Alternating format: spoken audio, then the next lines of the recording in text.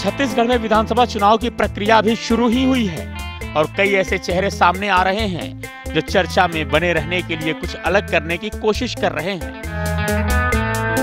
साथ ही मतदाताओं को अपनी ओर खींचने का भी प्रयास करने में लगे हैं। कवर्धा जिले में नामांकन के पहले दिन जहां निर्दलीय प्रत्याशी सुनील साहू 10,000 के चिल्लर से नामांकन फॉर्म लेकर चर्चा में आए, वहीं दूसरी ओर कवर्धा विधानसभा में इस बार एक समोसा बेचने वाला चुनाव मैदान में अपनी किस्मत आजमा रहा है।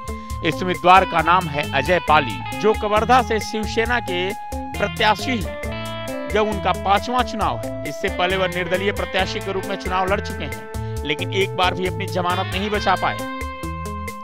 इसके बाद भी वह एक बार फिर कवर्धा विधानसभा से चुनाव लड़ने की तैयारी में है। ये उम्मीदवार न करोड़पति है न लखपति। इनके पास खर्च करने के लिए पैसे नहीं है, क्योंकि उसके पास अपने रोजी रोटी के लिए सिर्फ एक समोसे की दुकान है, जिसको चलाकर वो अपना और अपने परिवार का पेट पालता है। उसकी समोसे की दुकान कवर्धा नगर पालिका कार्यालय के ठीक सामने है।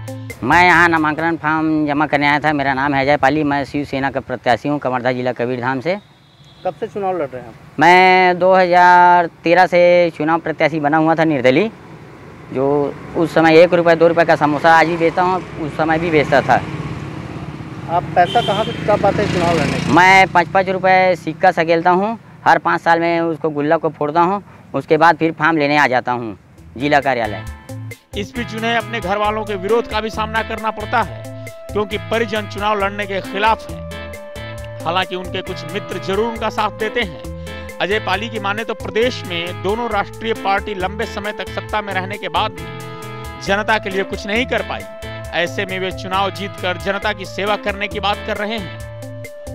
यहाँ क्या है, कई विधायक हैं, कई सांसद हैं जो चुनाव लड़ते हैं, बड़े बड़े वादे करते हैं और वादे को भूल जाते हैं। और जो गरीब है उनको उनका जो शासन का लाभ नहीं मिल पाता ढंग से, और उनको बात में रखते हुए, उनका ध्यान रखते हुए मेरे को आया कि उन लोगों को सही प्रत्याशी मिले और सही काम हो। अजय पाली भले ही चुनाव न जीत पाए, लेकिन फिलहाल समोसा बेचने वाले का चुनावी मैदान में आना चर्चा का विषय बना हुआ है।